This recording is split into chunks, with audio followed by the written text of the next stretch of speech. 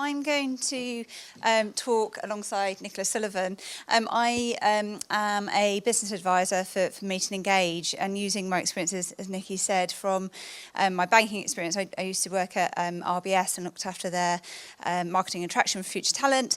But before all of that, I was actually career service side, and throughout kind of my years of experience, I've kind of continued to work with students. And one of the things I want to share with you this morning was regarding some insights I've kind of gained working on a program called Sprint, which is a female personal development program for undergraduates. And I've been delivering this for the past, probably 5 years now, across a number of different universities in the UK. And through all of that, we have an environment of young women who volunteer to come on a program because for one reason or another, they're a little bit stuck. And it could be stuck about their self-awareness. They don't really know what they want or who they are or what they can give to a company. Or it might be just generally confidence and they just don't really know how to talk about themselves.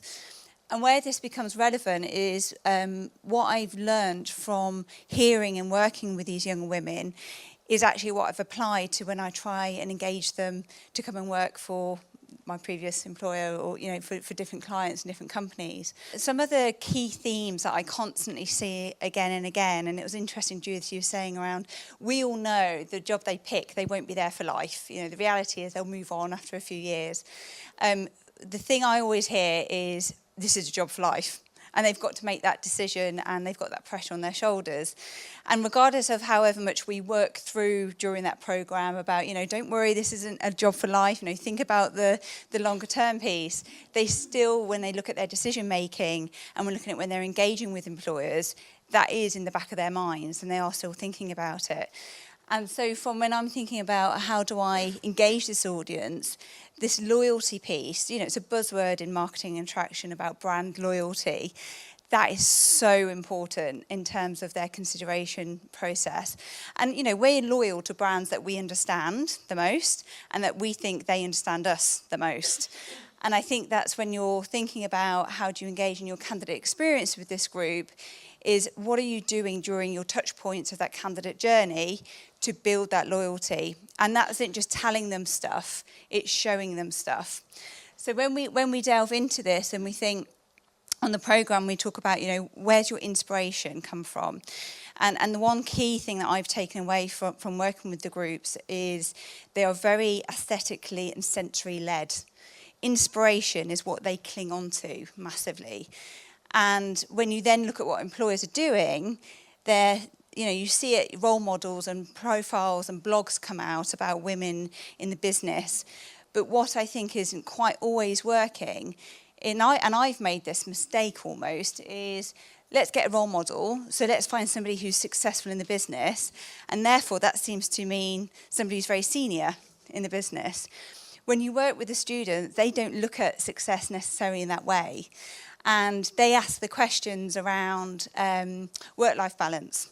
And that was one of my biggest eye-openers is, what's it like? When we had guest speakers come into the programme from sponsoring companies, guarantee the question is, have you had children? Are you thinking of having children? If you don't want children, why is that? Is that because of your career? And how are you going to manage it? And for me, I was really surprised that at such a young age, they're thinking along those lines already. And that goes back to this feeling of, I'm choosing a job for life.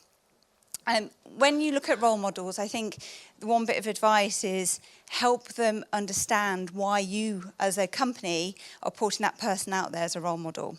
So as well as talking, say it's a female diversity piece, as well as talking about what she's achieved, it's how she's achieved it. And we do a huge session on the programme where it's getting a bit nitty and gritty and we start to talk about qualities and what underpins people's behaviours and so on. When we actually break all that down and then we talk about role models, they start to associate themselves based on the qualities that match. And it's the achievements is the output, but how that person gets there is what is really engaging that audience. And that's where the storytelling really comes into play.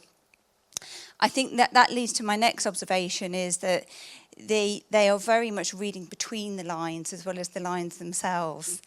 And that comes through the questions they're asking. It comes through when they're engaging with employers. It's the piece where they feel like they're building the relationship.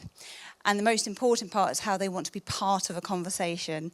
And it goes back to, don't just tell them stuff, show them stuff, and allow that conversation to happen. So regardless of whether it's the marketing attraction stage, whether it's through the application, the selection stage, whether it's the onboarding stage, it's having a real open conversation. And being true to yourselves, if anybody is in that world of, am I having a conversation with them or am I just telling them stuff? And are we having any sort of rapport building here? And that's where the loyalty comes in, and obviously that's what impacts your reneges. The other piece I wanted to share with you is, and this is a bit brave of me, because by no means am I a psychologist, and there are psychologists in the room, not looking at anybody in particular, but there was, when I kind of started to take away some of this experience I've learned and thinking about how I've applied it, there's some behavioural triggers where all of a sudden, all that great work you've done can be almost, completely broken apart. And there's this piece that I've noticed more within women than I have with men in terms of candidates, and certainly within the future talent market, of this kind of sunk cost fallacy. So often it's used in connection with businesses. How much have you invested and how far do you go? And thinking about my banking experience, on the trading floor, you see this a lot as an example. So you find that men become wedded to their trade. So if they invest some money, let's say, and this is probably about as far as my knowledge of trading goes, but let's say we just invest some money and it suddenly drops, you find that men will stick with it and they'll be like, no, it'll come back, I'm wedded to my trade. You find that women will know when to get out, and they're happy to kind of think, I've invested something, but I know when I want to get out of it. And you see this with the students. So you see the most common question all the time is, what can I do with my degree? Because they've invested all that time and effort and money to get into their degree. And it takes quite a bit for them to turn that around and think, actually, I'm going to go off and do something different. And that's, the whole thing around STEM industries and STEM subject areas. How can you get somebody who is not studying something different to go into that industry and vice versa? For women, it just takes that little bit longer, but they are open to it. You've just got to guide them through that personalised approach to make it happen. The other piece around it is around thinking around loss aversion.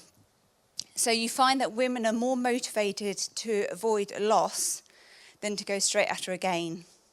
And you think about those two in parallel and two together, of actually I've invested all this time, I don't want to lose all of that, so I'm going to keep going with it.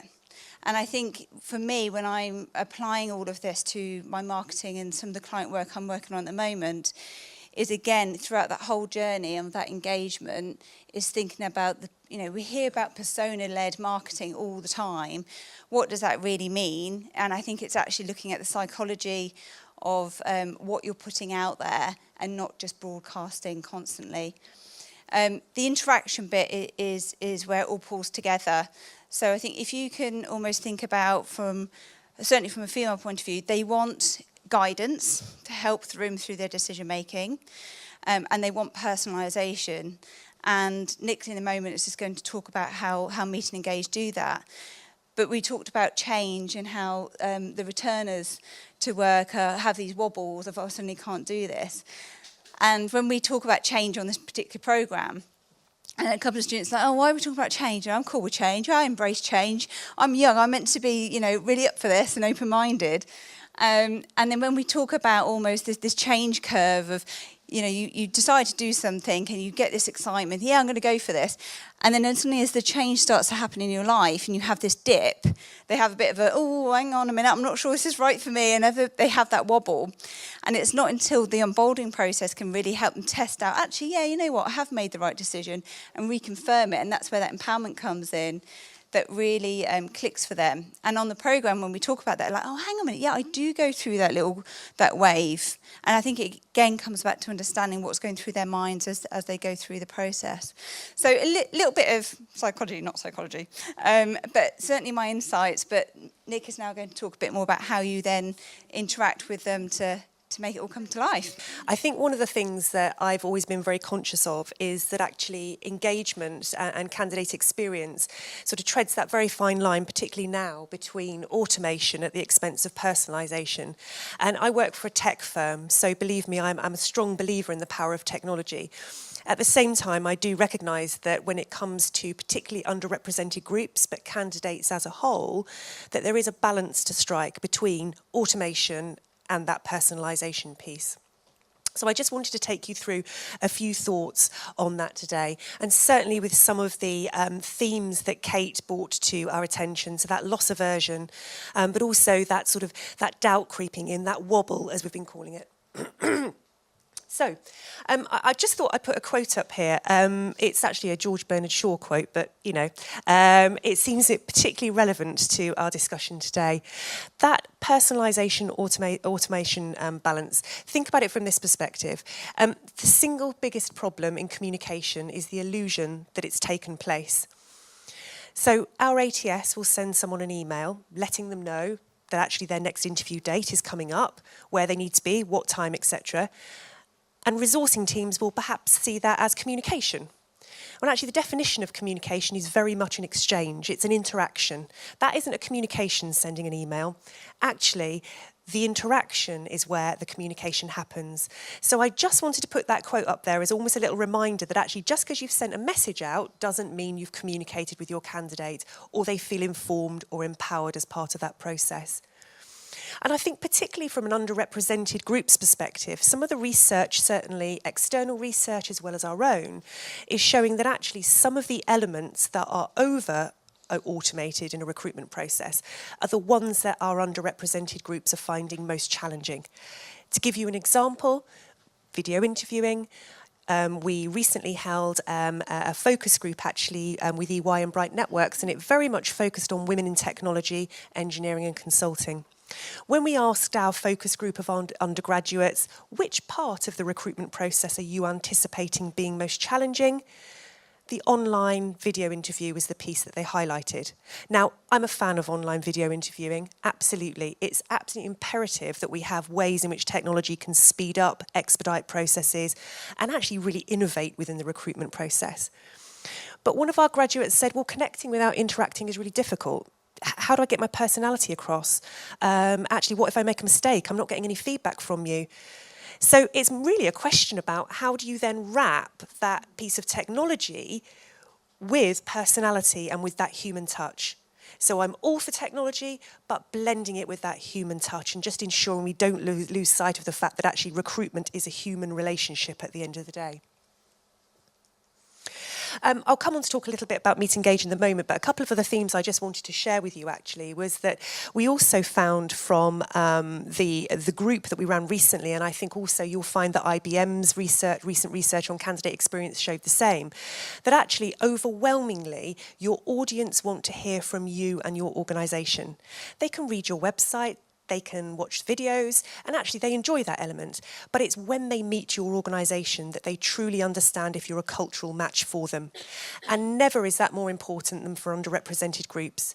We touched on role models, absolutely key, achievable, accessible role models, but actually just having approachable employees involved in the process to give it the, yep, first 3 months was really tough, but it gets better after that, you get a mentor, etc. The honest, approachable employee is what our candidates really want to hear from, or who our candidates really want to hear from.